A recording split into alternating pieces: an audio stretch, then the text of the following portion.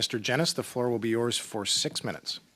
Thank you, Chair. Ms. Xavier, we had 3 rounds of questioning previously. I'm going to follow up on some of those questions because I reread our exchanges and there were some things I noticed that I wanted to probe a little bit more. First off, in my 3rd round, I had asked about caveats in terms of information that was shared with the House of Commons. I think you had said you had to get back to us. I assume you have that information now. Were there any caveats in the information shared with the House of Commons in terms of limitations on who they could then share that information with, et cetera? So, Mr. Chair, thank you for the question. So when we share information with anybody, especially when it's pieces of intelligence... Just a very specific question. Were there caveats in this case? It is very possible that there would be caveats. In terms of the briefings, because we held many briefings with the House of Commons, it is very possible that some of the documentation with... Ma'am, I asked you this question previously. I wasn't asking if it was possible. I asked if there were caveats. So because, Mr. Chair, I wasn't in the meetings myself, I don't know exactly which documents were shared with the House of Commons. But I would expect that some of the documents that we did share with the House of Commons would have had caveats, especially based on classification. Okay. Would those have limited their ability to share information with others? So, Mr. Chair, it is possible that had there been caveats on the documentations provided, that those caveats would only be able to be shared with people with similar classification. Okay, thank you. So you're saying it's possible, but you're not willing or ready to confirm? Mr. Genis, just one moment. So, point of order, please. Over to you, Madame Gaudreau. Now, I just have access to French interpretation, and when the interpreter says inaudible, then clearly I think that my colleague is perhaps talking too fast. Yes, I quite understand, is the response from the chair. Mr. Genis, just in terms of allowing the witness the opportunity to respond, I will be generous with the time. We've gained a little bit of time throughout the course of the meeting. So if the concern is about rushing, don't worry. The quality of the question and answer is more important. Madame Xavier, if you can do your best to speak more slowly. Mr. Genis, if you can do your best to speak more slowly and also to try to ensure that we're not speaking over one another. Alors, rappel au règlement, Monsieur le Président, quelle était la question? Point of order, what was the question? That's the information that's missing for me. The quality of the question, which question? The question from Mr. Genis. That's what I didn't receive. Okay. Seems that Madame Gaudreau did not hear it. So I've stopped the clock. If you could repeat your previous question. Madame Gaudreau, s'il y a des enjeux qui continuent. If there's any other issue, please let me know, Madame Gaudreau. Okay. If you could just repeat the question, though, because I think there seemed to have been a translation. Sure, okay. Let me know when you're starting the time. But to summarize the round, if there were translation problems so far, I have asked if there were caveats that limited the House of Commons from sharing information with parliamentarians. And the response we're getting is it's possible that there could have been without confirmation that there was. Okay, so I am now going to start the clock. Okay, thank you. And we can make this easier for ourselves and for interpreters just with clear questions, clear answers. Are you prepared to tell us whether or not there were caveats, not whether it was possible that there were caveats, but whether there were? And if you're not, is it because you don't know or because you don't wish to share that information? Mr. Chair, I can assure you it's not because I don't wish to share the information, but it is because I wasn't personally present at the time of when we were having some of these exchanges with this House of Commons IT security team. That's good enough. Will you, I did ask this question previously, and I was told you could get back to us, and you're back, and you still aren't able to answer. Would you undertake to provide a response to this committee in writing, specifically regarding caveats, within 2 weeks?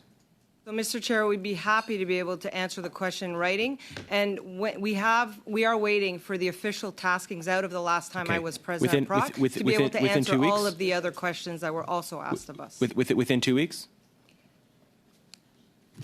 I suspect we should be able to do that, Mr. Chair. Thank you. I had asked you a series of questions in my first round about what you communicated with the House of Commons, and you had and I noticed something afterwards when I was reviewing this. I had asked if you informed House administration about the source of the attack. And you said that you had informed them about, quote, what we believed at the time to be the originating source of the attack. And then I asked you in follow-up, so you shared with the House of Commons administration the source of the attack, that being APT 31. And then your response changed. You suggested we go in camera, and then you variously dodged the follow-ups. And at no point did you confirm that APT 31 was identified to House of Commons administration as the threat. So I want to press that point because I noticed that you didn't answer about APT 31 specifically. Did you, at any point, inform House of Commons administration that APT 31 specifically was the source of the attack? So, Mr. Chair, when we started the conversation with the House of Commons, it was in 2021. And at that time, it is very possible that we were not calling this actor APT 31. So what we were sharing with the House of Commons was what we were at that time understanding to be the originating actions and the threat actor, which we now have come to know as APT 31. What I cannot confirm and guarantee, Mr. Chair, is that at that time we were calling it APT 31. So at what point in time did you mention APT 31 specifically to House of Commons administration? Not in 2021, it sounds like, but at some point in the future, or never? What I'm understanding is that we did eventually come to confirm to the House of Commons that this actor was APT 31. What I'm saying is that originally, when we started to understand the actor, we may not have called it APT 31. But just when did you identify the actor to the House? My understanding is that based on the exchanges that we've had with the House of Commons and the presentations that we made collectively with CSIS, it might have been around February of 2021 that we then may have alluded to that being the possible actor by that name. So you did, or you think you might have named APT 31 in February of 2021? So in the presentations that were done by ourselves and CSIS, I'm almost out of time. Just yes or no. There were a series of documents that were shared with the IT team, and one of those documents outlines that the actor could be APT 31. It could have been, okay. So this is the problem we have with the government's narrative is they said House of Commons IT was told and they were supposed to tell MPs, but you said there may have been caveats, and you can't confirm whether there were or not, but there may have been caveats, and you can't confirm whether the House of Commons was even told that APT 31 was the source of the threat. So how in the world could House of Commons IT have informed members of Parliament if there were caveats and if they weren't informed who the source of the actor was? And we've had you here twice. We've asked you specific questions about that information being passed along, and you haven't been able to answer. You've told us there might have been caveats, that the information might have been shared, it might not have been shared, it might have been in a document. You're not sure which document, and you're not precisely sure of the timeline. Do you see how this completely blows up the government's claim that the House of Commons IT was properly informed? Mr. Jennings, if there is a question, I will afford Ms. Xavier a moment, but I think the point is clear, but I'd welcome a response if there is one. Ms. Xavier, very quickly, if you'd like to respond. So, Mr. Chair, what I've made clear and what I'm trying to emphasize is that when you're dealing with cyber incidents, at the beginning, you may not know all the details. And so eventually, as you continue to have the back and forth conversation with the service provider, more clarity comes to be, especially when there's exchanges of the logs. And at the time, we may not have originally known it was APT 31, but in the exchange of information that we had with the House of Commons, there was sufficient information provided for them to know what the issue was that was at risk, what actions they needed to take to mitigate. The FBI told you, though. It was the FBI said who it was. You had this information because the FBI gave it to you, and you didn't pass it along. Colleagues, I would very much appreciate if the chair's role in facilitating a meeting was respected. I have done my best throughout the course of the last hour and the beginning of this hour to be very generous in affording members the opportunity to ask questions and witnesses the opportunity to respond to those questions. I'm going to be less generous if I feel as though that's being taken advantage of. It is yours for 5 minutes. Madame Drouin, I want to follow up on some of the statements you've made today that have frankly not been true at all. You'd said that, quote, on the inquiry, quote, nothing has been withheld, and then later said in an exchange that the Commission, they have everything they've asked for. That's not true. If that were the case, why did the legal counsel for Madame Justice Hogue to our committee only within the last couple of weeks say, quote, discussions between the Commission and the government on the issue of disclosure of cabinet confidences are ongoing? And for point of order, sorry, Mr. Chair? Where is that coming from?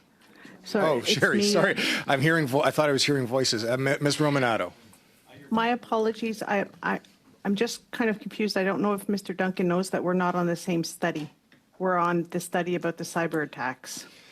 It is a fair reminder. And Mr. Duncan, let's finish the line of questioning, but it is a fair reminder that we are here more specifically on the cyber attacks. But finish the line of questioning. Let's see where it goes. Madame Drouin, you'll have a moment to answer that question.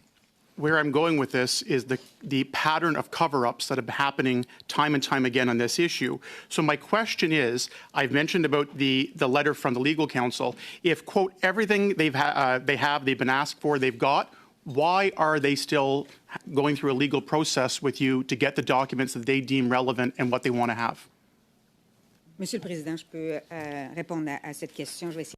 Mr. Chair, I can answer that question. I'll try and be brief. I'd like us to be clear. We are putting everything in the same basket, talking about information. So there's different type of information.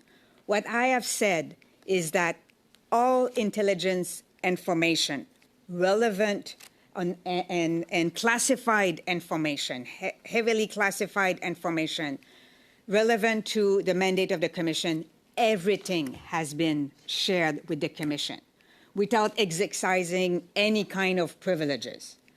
And then the other part of your question are more related to potentially memorandum to cabinet. And this is why I also shared with you that the most to-the-point documents, the 4 most relevant documents were shared with the Commission, and the ongoing conversation is about potentially other memorandum to cabinet that accessory may have talked about. And here's the problem, Madame Drouin, because it's the most relevant deemed by you, deemed by the Prime Minister, the Prime Minister's office, and the Privy Council office, making that determination of what is relevant. The terms of reference that were set says, quote, it authorizes the Commissioner to receive and review any relevant classified or unclassified documents. And here's the thing for Canadians watching this and what is happening. This is like a courtroom trial where the accused that's on the stand gets to choose what evidence the judge gets to see. The reason this inquiry is going on and the reason there's been so much scrutiny is the action, or frankly, the lack of action on combating foreign interference from the Prime Minister, the PMO, and the PCO. So will you explain to Canadians why the very groups I just mentioned, including yourself, under scrutiny, get to select what evidence the justice gets to see? Why don't you provide everything, not that you deem relevant, but that she deems relevant? I like the comparison with the litigation. As you know, I've been managed a lot of litigations and a lot of e-discoveries in my life, and this is how it works. We do proceed in terms of collecting, based on the questions we are receiving, all the materials, and then we disclose to the court.